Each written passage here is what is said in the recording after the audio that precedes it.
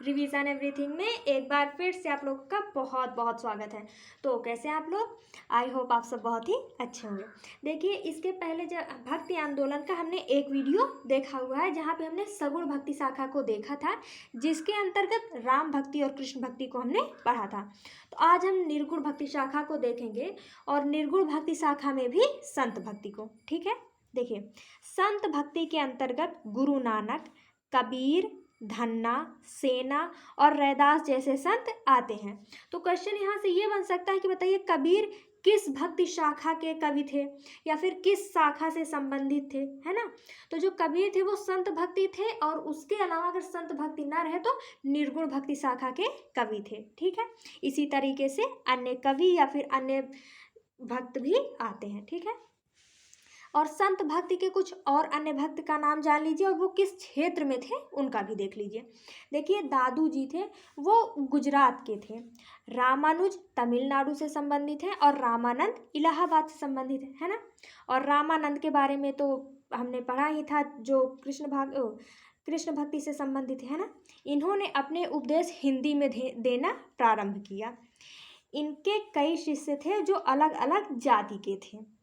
देखिए, जो रैदास जी थे ये मोची जाति के थे, और इन्हें संतों का संत कहा जाता है। तो अगर आपसे पूछा जाए, बताइए संतों का संत किसे कहा जाता है, किस भक्त को कहा जाता है, तो वो रैदास को कहा जाता है, और रैदास जाति के मोची थे।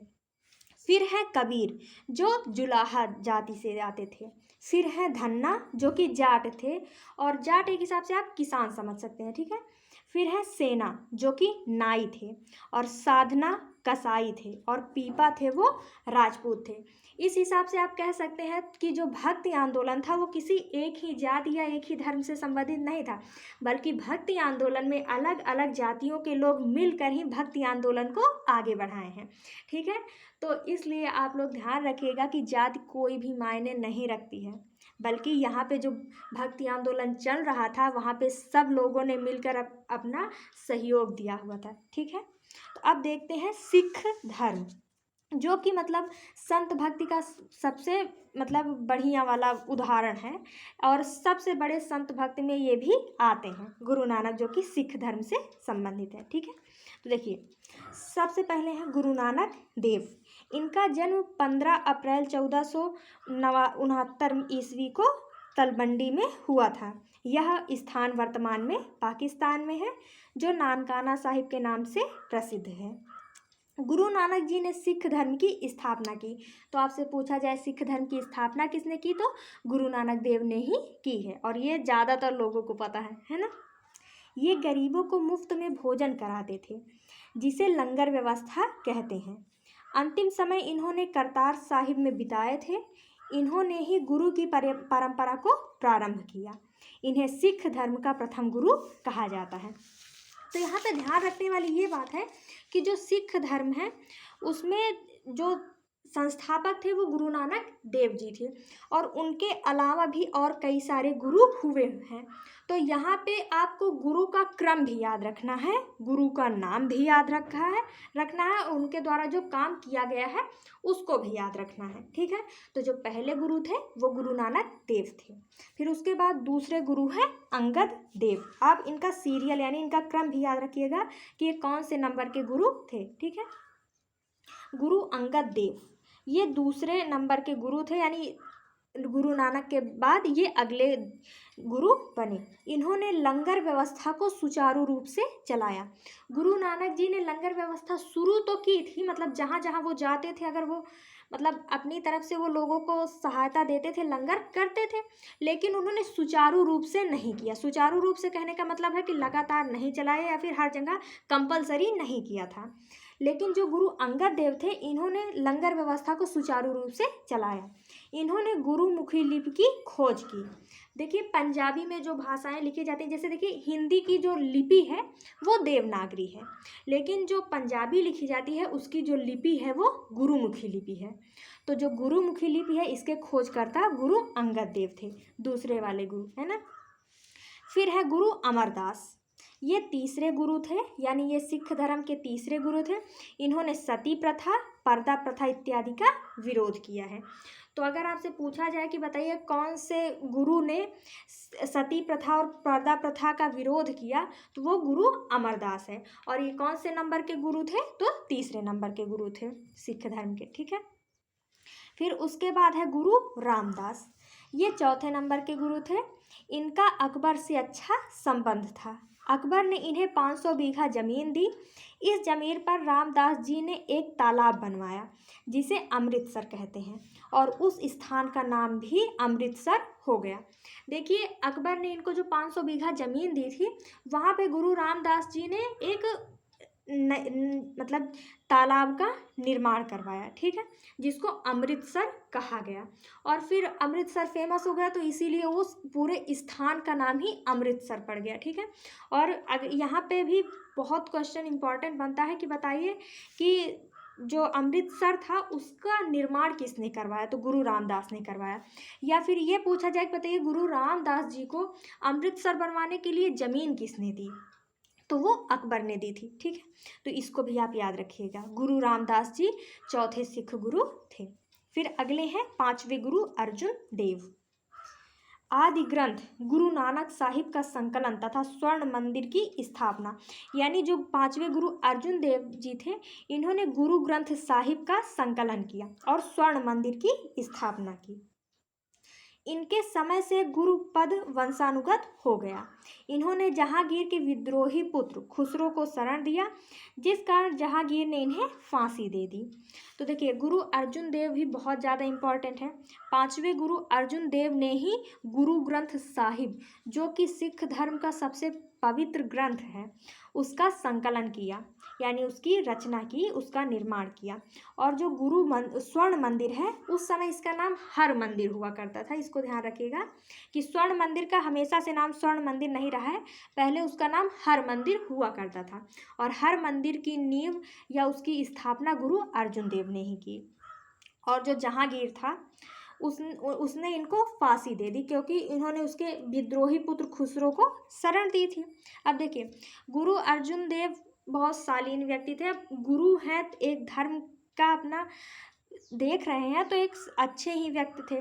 उन्होंने अच्छी भावना से खुसरो को शरण दिया, क्योंकि देखिए, इनका तो यही कहना था ना कि जो हमारे दरबार में आएगा, जो गुरु नानक के दरबार में आएगा, सबके लिए दरवाज़ा खुला हुआ है। तो खुसरो भी पहुंच गया और इन्होंने उसे शरण दे दी। लेकिन अब जहांगीर को ये थोड़ी ना समझ में आता है कि वो एक धार्मिक व्यक्ति हैं। उन्होंने गुरु अर्जुन देव को फांसी दे दी। फिर उसके बाद है स्वर्ण मंदिर पर राजा रणजीत सिंह ने सोने की चादर चढ़ाई, जिसके बाद हर मंदिर स्वर्ण मंदिर हो गया। सिख धर्म को मानवता पर सर्वाधिक जोर दिया गया है। देखिए, जो हर मंदिर था, इसको अभी ही हमने बताया कि ये हमेशा से हर मंदिर नहीं था, मतलब स्वर्ण मंदिर नहीं था। इसका पहले नाम हर मंदिर हुआ करता था। फिर जब राजा रणजीत सिंह ने इस पर सोने की चादर चढ़ा दी, तो ये हर मंदिर से स्वर्ण मंदिर हो गया। फिर उसके बाद है छठे गुरु हरगोविंद। आप छठवें गुरु थे, यानी गुरु हरगोविंद सिंह जी छठवें गुरु थे। इन्होंने सिखों को एक लड़ाकू जाति में परिवर्तित कर दिया। अब देखिए भाई, इनके पहले जो गुरु अर्जुन देव थे, उनको फांसी दे दिया गया, तो अब उसके बाद धीरे धीरे कोई ना कोई परिवर्तन तो आएगा ही ना। इसीलिए गुरु हरगोविंद सिंह जी ने सिखों को एक लड़ाकू जाति में परिवर्तित कर दिया। लड़ाकू जाति का कहने का मतलब ये नहीं कि हमेशा लड़ने को तैयार है।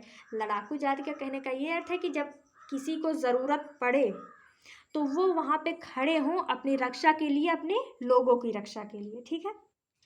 इन्होंने अमृतसर की किलेबंदी करवाई तथा अकाल तख्त की स्थापना की। अकाल तख्त यानी जिसका कोई काल ना हो, अकाल तख्त की स्थापना की। तो बताइए, अकाल तख्त की स्थापना किसने की? गुरु हरगोविंद सिंह ने। इन्होंने नगाड़ा बजाने की परंपरा को शुरू की, ठीक है। फिर उसके बाद है सातवें गुरु हर राय। गुरु हर राय सिख धर्म के सातवें गुरु थे। इनका मुगल बादशाह दारा सिकोह से अच्छा संबंध था। फिर उसके बाद है गुरु हरकिशन। आप सिख धर्म के आठवें गुरु थे। इनका शासनकाल बहुत ही छोटा रहा है, तो इसीलिए इसमें कोई एक्स्ट्रा वर्ड या फिर एक्स्ट्रा काम नहीं दिया गया है, ठीक है। फिर उसके बाद है गुरु तेग बहादुर। आप 9वें गुरु थे। गुरु तेग बहादुर सिख धर्म के 9वें गुरु थे। इन्होंने औरंगजेब के विद्रोही पुत्र अकबर द्वितीय को शरण दे दिया, जिस कारण इन दिल्ली के चांदनी चौक में इनकी हत्या करा दी गई। चांदनी चौक में ही शीशगंज गुरुद्वारा है। देखिए इसके पहले जो 5वें गुरु अर्जुन देव थे उन्होंने भी वही किया। और गुरु देखिए इन लोगों की महिमा क्या है कि मतलब वही काम इन्होंने फिर से किया, फिर से औरंगजेब के इस बार विद्रोही पुत्र को शरण दे दिया, है ना। यही है महानता कि अपनी मानवता हम नहीं छोड़ेंगे चाहे जो भी हो जाए। वैसे भी सिख धर्म में सबसे ज़्यादा जोर मानवता पर ही दिया गया है ना। देखिए इनका भी नाम आप याद रखिएगा कि क्योंकि पूछ लिया जाता है कि बताइए शीशगंज गुरुद्वारा कहाँ है, तो वो चांदनी चौक में है। और शीशगंज गुरुद्वारा किसके लिए है, तो वो गुरु तेग बहादुर के लिए है, ठीक है। फिर उसके बाद है 10वें गुरु गुरु गोविंद सिंह जी। गुरु गोविंद सिंह सिख धर्म के 10वें और अंतिम गुरु थे। इनका जन्म 26 दिसंबर 1666 को पटना साहिब में हुआ है। देखिए साहिब आप बहुत जगह पढ़ेंगे तो जो सिख धर्म के जो सम्माननीय चीज़ें होती हैं उनके आगे साहिब लगाया जाता है। जैसे पटना में जन्म हुआ तो उसका नाम पटना साहिब हो गया। नानकाना में गुरु नानक का जन्म हुआ तो उसका नाम नानकाना साहिब हो गया, ठीक है। इन्होंने सिखों को सैन्य टुकड़ी में ढाल दिया और खालसा पंथ की स्थापना की।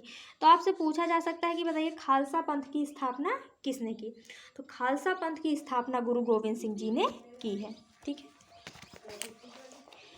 फिर उसके बाद है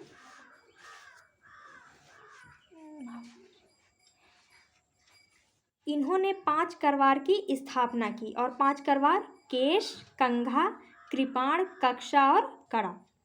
फिर उसके बाद है 1705 में औरंगजेब के कहने पर गुल खान नामक व्यक्ति ने महाराष्ट्र के नांदेड़ में इनकी हत्या कर दी। देख लीजिए इनकी भी हत्या कर दी गई। देखिए गुरु गोविंद सिंह जी भी इम्पॉर्टेंट है, इनको भी आप लोग याद रखिएगा क्योंकि यहाँ से भी क्वेश्चन बनता है, ठीक है।